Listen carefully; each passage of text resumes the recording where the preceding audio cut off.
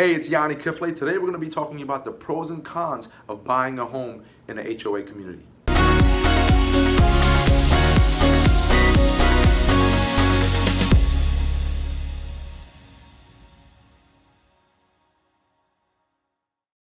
Okay, again, this is Yanni Kifle with your DMV Team Realty. Again, we're going to be talking about purchasing a home in an HOA community, the pros and cons of that. Now, HOA, what is an HOA? HOA stands for Homeowners Association, okay? A Homeowners Association is typically a private organization that is set up to maintain the community, and that's typically there to enrich and uphold the values of the property. So there's rules, bylaws, all those things that you have to follow based on what the HOA has in place, okay? Every HOA is subject to the state's state property laws, but they do have, again, their own specific regulations, covenants, okay? The Homeowners Association documents typically has the HOA bylaws, the rules, regulations, and other covenants that typically you have to follow. So again, there are pros that come to that, and there are some cons that come with that as well, okay? Depending on the type of HOA that you have, okay? So we'll start out with what the pros are, okay? Now, when you're buying in an HOA community, one of the benefits, obviously, is the shared common areas that you have, okay? Areas and amenities, which typically things such as, having a pool, whether it be indoor, outdoor, a clubhouse, a party room, a basketball court, a volleyball court, whatever the case may be, those amenities are typically something that you yourself as a homeowner can afford or manage typically. This gives opportunity, obviously, to disperse the cost throughout the whole community, and that is something that the HOA manages, okay? And those are typically governed and managed and funded through the HOA dues, okay? That is typically either due monthly, quarterly, annually. It's different for each HOA. Typically in this area, a homeowners association fee will differ anywhere from about $70 to $90. Now there's some a little bit higher, okay? Typically the more upscale neighborhoods have more amenities, the HOA tends to be higher, but normally around 70 to 90, okay? So that is typically, again, governed by the HOA that you have to pay, whether it be in monthly, quarterly, annually, and if you do miss a payment or whatnot, there's penalties that you have to deal with, okay? But in essence, the common areas, amenity that you share is a pro. Another, I guess, pro of a HOA is obviously it's there for the purpose of maintaining and enriching the property values, okay? Everybody wants to live in a typically a very attractive, clean surroundings, neighborhood, okay? So that is what it's there for. The rules and regulations that are in place are there typically to uphold the community's values, okay?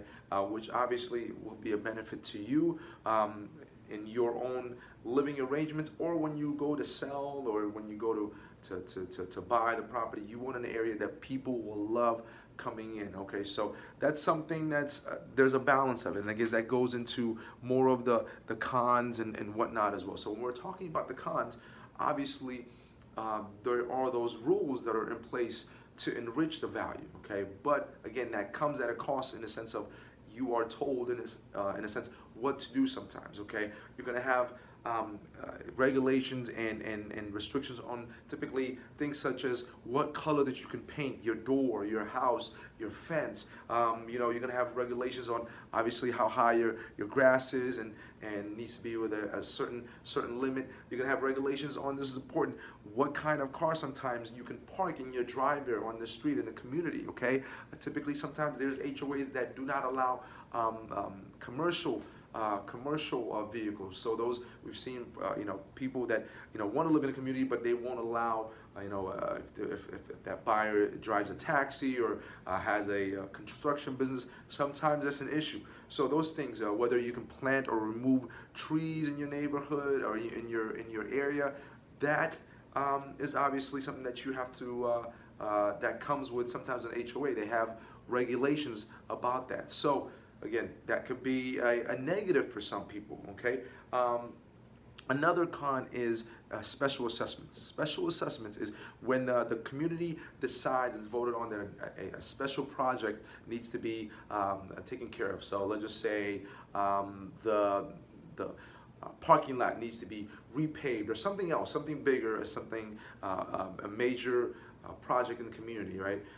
Then if there's not enough money in the reserves of the community, of the association community, then a special assessment is assessed to all the community, so that money that it's going to take to finish that project will be assessed evenly and divided by all of the homeowners in that community, and that is you have to pay that on top of typically the HOA fee on a quarterly, monthly, annually, whatever type of thing. So that special assessment can be a con or a disadvantage sometimes. Okay, so these are the main things that you need to be aware of. One of the things that we say when you're buying a property and it's going to be in an HOA community, okay, before you even buy, talk to the neighbors, okay? Talk to the neighbors about the HOA, okay? Some some associations, they tend to be very restrictive and not just necessarily in those items that need to be taken care of to keep the value, but small minor things, okay? Sometimes parking issues, okay? So talk to the neighbors as you're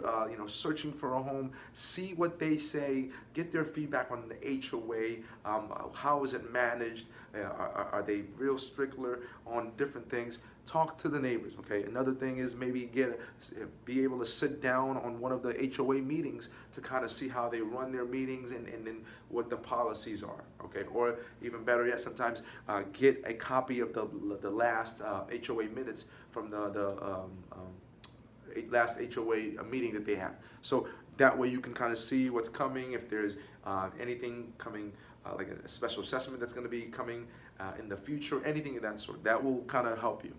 Again, there's pros and cons. It's there to HOA typically to uphold the community, but it can sometimes, some management are typically not managed well sometimes, or they can just overreach in their power and make sometimes living there very frustrating because of all these rules, of all these little tick and tack type of things that you have to do.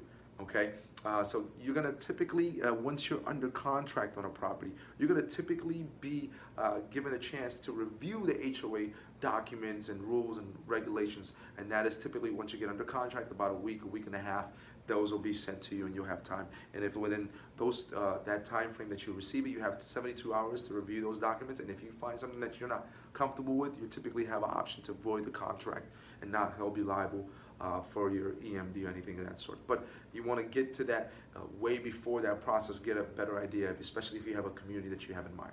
Okay, so that's typically the pros and cons of HOA. If you have more questions about that, please follow up with us and we can answer that. Again, if you thought this was beneficial, please share it with anybody that you thought it would benefit. Again, Yanni here with your DMV team. Have a great day.